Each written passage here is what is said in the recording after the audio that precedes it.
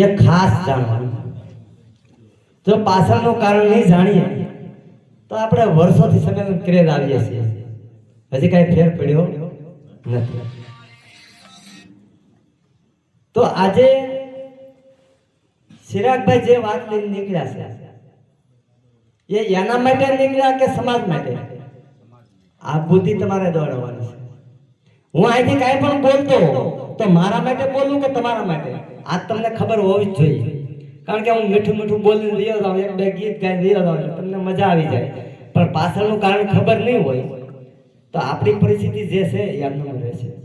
અને આ જે વાત હકને અધિકારને લઈને નીકળ્યા છે એ આપણે એટલા બેસ્યું એમ નહીં, પણ આમાંથી એક એક જણો 10-10, 15 ને તૈયાર કરો, ઘેર ઘેર સુધી વાત પહોંચાડવી જોઈએ. કે આજે તમે જો યોગેશ્વર ભગવાનની વાત કરવા વાળા હોય દર અઠવાડિયે ભેગા થાય અને એ વાત કરે છે તો એ વાત એમનું જીવિત રહે છે, પણ આપણે સાંભળી પછી વ્યા જઈએ, એ વાત ભૂલી જઈએ. જો એમનું ભૂલી જઈશું તો આવા ગમે એટલા ભેગા થઈશું તો એમનું રહેશે. એટલે માટે એકને ખબર હોય તો બીજાને કહો. કારણ કે આ વર્ષોથી કે આજે આઝાદીને લગભગ 77 વર્ષ થયા છતાંય આ સમાજ હજી આઝાદ બન્યો નથી. હજી તો ગુલામ જ છીએ આપણે. કોઈ લોકો એમ કે ભાઈ હવે દેશ આઝાદ થયો, ક્યાં આઝાદ છે? આપણે તો હજી ભીખ માંગવા જવું પડે, આપણે તો કોઈ સાંભળતું નથી. ભારતના સંવિધાનમાં લખ્યું કે ભાઈ જેના જાજા મત એ રાજા બને છે. પહેલા રાજાનો દીકરો રાજા બનતો હતો, પણ દેશ આઝાદ થયા પછી કે ભાઈ જેના જાજા મત એ રાજા. તો અત્યારે ગુજરાતમાં જાજા મત કોના?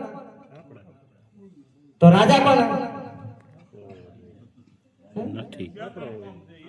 તો આ ભૂલ એની ભૂલ નથી, ભૂલ કોની? મારી ભૂલ. પોતાની ભૂલ પોતે સ્વીકારો. કોઈને કોઈ ભૂત પલિત કે માણા કોઈ નડતો નથી, પોતાના કર્મો નડે છે. માણા પોતાના કર્મથી આગળ જાય છે અને એના કર્મથી પાછો નીચે પડી જાય છે. એક દિવસ અમે લાખો માણા મને બોલાવતા હોય, મને સાહતા હોય, પણ મારા કર્મથી એક દિવસ મને હમા મળે માણસો ગાળી દેતા હોય. અમને કોઈ નડતું નથી, મને મારા કર્મ. તો આપણે શું કરી રહ્યા છીએ, આપણે શું કરવું છે, આપણે પોતાને વિચાર કરવાનો છે.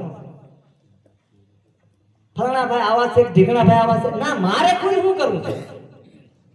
બીજાને જે કરવું હોય મારે સમાજ માટે શું કરવું છે? આવી ભાવના આપણે બધાને રાખવી પડશે. તો જેના જાજા મત એ રાજા.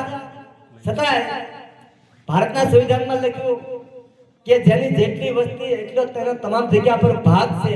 છતાંય આજે 77 વર્ષથી આપણને ભાગ કોણ નથી આપતા? કોણ આડા ફરે છે? એ દુશ્મનોને ઓળખવા માટે ચિરાગભાઈ નીકળ્યા કે ભાઈ દુશ્મન કોણ છે અને મિત્ર કોણ છે. પણ આપણે તો અંદર અંદર બાંધીએ છીએ. 6747 જાતિ બનાવી દીધી, જાતિ હમાહમી જાતિમાં લડ્યા કરવાનું. આજે ઓબીસી માં 147 જ્ઞાતિ આપણે છીએ, તો આપણે લડવું તો ઓબીસી તરીકે લડી શકીએ. અને ઓબીસી માં મોટો ભાઈ કોળી, હવે ઈ ભર ઊંઘમાં હું તો નાના ભાઈ બિચારા શું કરે? તો ભૂલ આપણી છે, આપણે બીજાનો દોષ દઈએ છીએ. કારણ કે આપણે આપણા સમાજને હક ને અધિકાર માટે જગાડ્યા નથી. ધર્મમાં બધે જગાડ્યા. કોઈ પાવાગઢ હાલી હાલીને આખા આપણે ટોળા લઈને ઉપડીએ છીએ. કારણ કે હું આમાં હતો, હું 3600 કિલોમીટર પગપાળા હાલેલો છું. કોઈ દ્વારકા આપણે હાલીને સંગ લઈને ઉપડીએ છીએ. કોઈ અહીંથી અમારી બાજુ કોટડા ને બગડા સંગ લઈને નીકળીએ છીએ.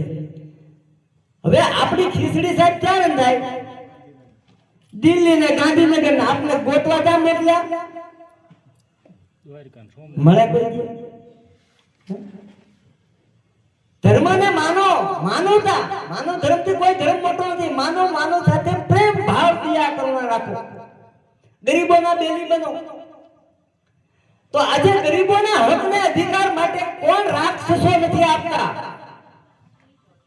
હું કોઈ ગરીબનું લૂંટીને ખાઈ લઉં તો રાક્ષસ નો થયો?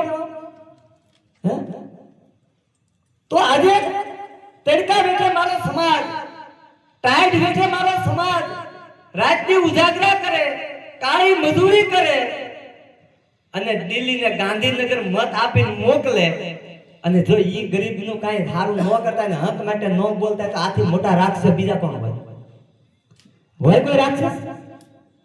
રાક્ષસની માટે હિંગડા પોસડા નથી. જે ગરીબોને જે આજે મળતું નથી, કાંઈ ગરીબોના છોકરા ભણાવી શકતા નથી. આજે તમે જુઓ સરકારી સ્કૂલો બંધ થાય, પ્રાઇવેટ સ્કૂલો ખોલી છે. હું બક્ષીપસમાં ઘણા બાળકોને મૂકું છું, આપણા સમાજના 34 બાળકો મૂક્યા છે. મને ખબર છે કે એના બિચારાને 2-3 હજાર ફી ભરવી તો નથી થતી. એટલે આપણે ભૂલ આપણી છે, બીજાની નથી.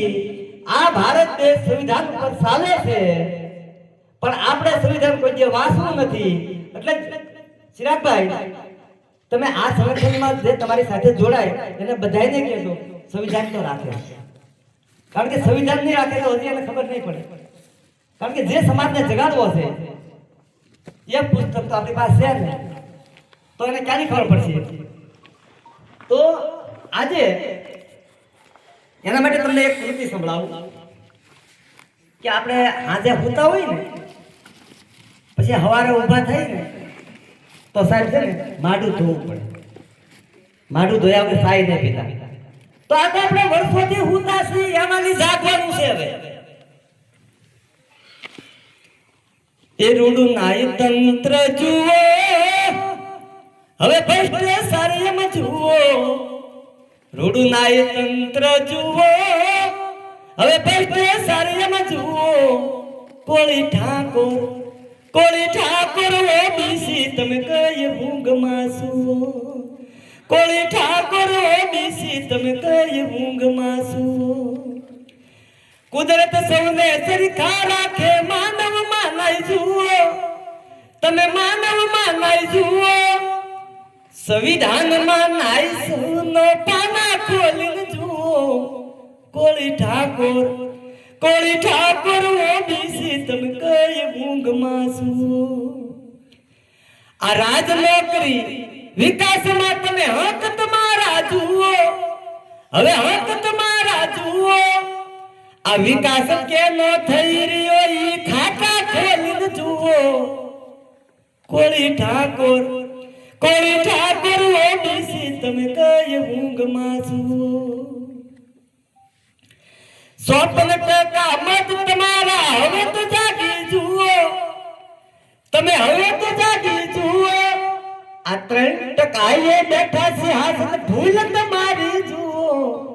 કોળી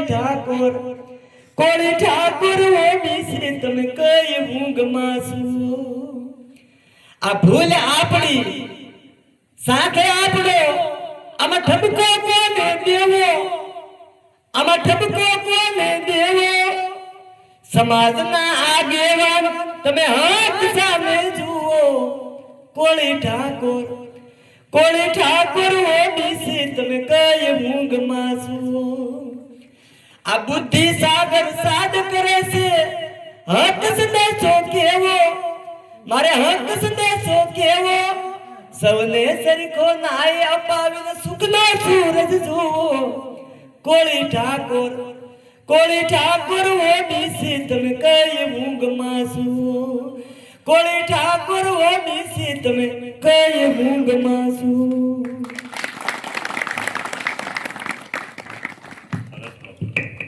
ખૂબ ખૂબ આભાર બાબુ દાદાનો, જેમણે ગીત થકી સમાજ જાગૃતિની વાત કરી. ત્યારબાદ આગળના વખતે